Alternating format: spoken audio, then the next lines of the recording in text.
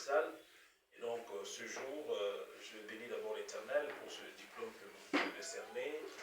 Et je félicite votre équipe pour un travail assidu que vous avez sans doute abattu pour en arriver jusque-là.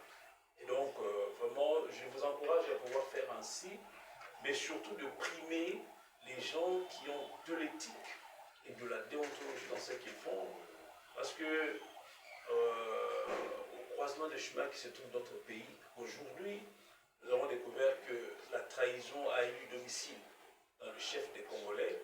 Il faut retravailler le mental, et le mental ne peut passer que par des programmes académiques, scolaires, bien agencés, bien pensés, au lieu que nous puissions rester dans les lignes droites tracées plutôt par les colonisateurs. Et nous en tenons à cela. C'est pas bien. Et pour dire que travailler dans l'honnêteté, dans l'intégrité, dans le respect de la loi, arrive toujours aux oreilles de ceux qui pensent que ce pays peut s'en sortir.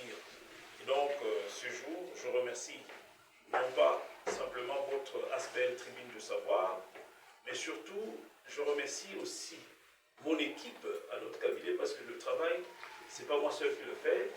Maître Benoît ne travaille pas en freelance comme avocat indépendant. Maître Benoît travaille au sein d'une entité juridique qui a une personnalité juridique, c'est-à-dire une société civile d'avocats enregistrée au barreau de Kinshasa-Matete, ici en RDC.